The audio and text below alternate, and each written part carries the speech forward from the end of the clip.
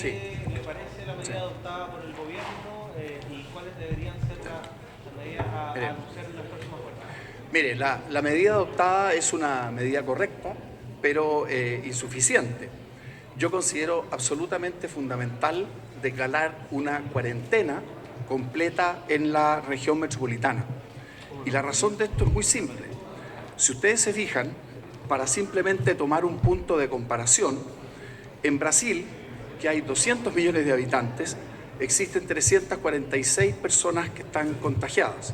Nosotros, con 18 millones de habitantes, tenemos 238 personas contagiadas. Y lo que es más preocupante es la progresión de la curva de proyección de infecciones. De acuerdo al propio Ministerio de Salud, al 1 de abril vamos a tener 43.000 personas infectadas. Lo único que ha resultado en otros países del mundo para frenar esta curva de infección son las cuarentenas. Y son las cuarentenas totales en las ciudades donde existen los gérmenes de estas infecciones. La región metropolitana es hoy día el epicentro de las infecciones.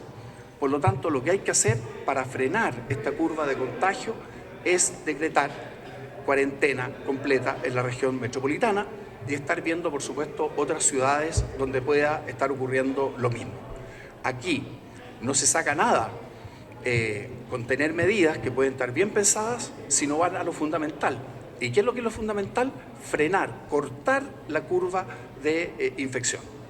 Senador, ¿cómo se podría compatibilizar una posible cuarentena regional con la necesidad de llevar adelante la campaña de vacunación contra la influenza?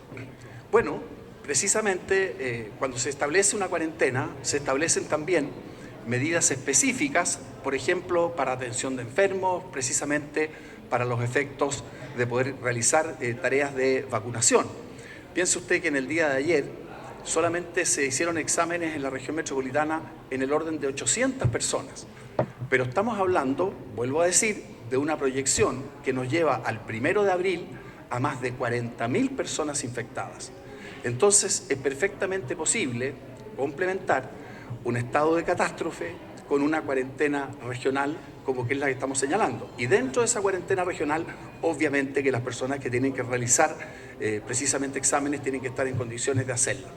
Pero les vuelvo a decir, hasta ahora, lo único que ha resultado efectivo para frenar la curva ascendente de contagio es la cuarentena.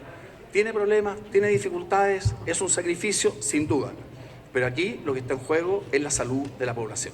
Senador, diferenciando, ¿qué es lo que permitiría el estado de catástrofe y la cuarentena complementariamente? Si nos puede detallar en específico. Bueno, si ustedes se fijan, el estado de catástrofe fundamentalmente entrega facultades administrativas, pero también le entrega facultades al gobierno desde el punto de vista de lo que podríamos llamar los elementos privados. Por ejemplo, con estado de catástrofe se podrían requisar el conjunto de ambulancias de las clínicas y del sistema privado de salud y ponerlas todas a disposición de la emergencia.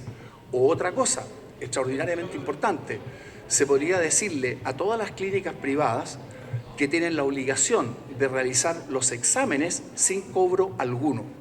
Por lo tanto, el estado de catástrofe tiene estas dos, por lo menos, se me ocurren a mí, medidas inmediatas que serían por sí mismas muy importantes para manejar la emergencia. Senador, ¿cómo usted piensa en una cuarentena regional? ¿Piensa en un toque de queda 24 horas? Bueno, la cuarentena básicamente apunta a lo mismo que está ocurriendo con las personas a quienes se les identifica como portadoras. Se quedan en sus casas y se quedan en sus casas durante un tiempo razonable. Vuelvo a decir, 7 días, 14 días.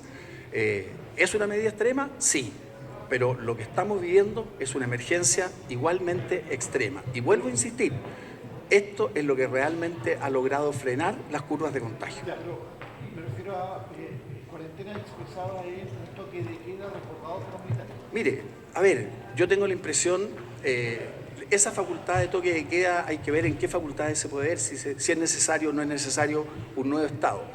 Pero yo creo que los chilenos tienen una disciplina cívica particularmente significativa. Cuando se dan instrucciones en forma oportuna, la gente en Chile las cumple y yo estoy seguro que estando en una situación en la cual lo que estamos haciendo es jugar con la vida de las personas, de nuestras propias familias, y yo creo que no sería necesario, como quien dice, una presencia militar para establecer el resguardo, porque creo que la gente lo haría de buena voluntad y acogería esta instrucción. Senador, lo que pasa es que hay centros comerciales en que los trabajadores se han manifestado públicamente porque se quieren ir a sus casas. Por supuesto. Pero tienen que trabajar. Bueno, ese es precisamente el punto. Cuando yo estoy señalando que se debe aplicar una cuarentena, no es así, lo que estoy diciendo es precisamente que todos aquellos centros o todos aquellos lugares en que se produce naturalmente una afluencia de personas no tienen que funcionar. Fíjense lo que pasa en este mismo Senado, donde realmente hoy día hay muy poca gente. Entonces, mire, yo empatizo absolutamente con aquellas manifestaciones de personas que se encuentran en lugares de riesgo y que deberían de verdad estar en sus casas. Y los centros comerciales, bueno, tendrán que hacer los sacrificios que corresponden. Ahora, la autoridad, por supuesto, tiene que preocuparse, por ejemplo, de la cadena de abastecimiento.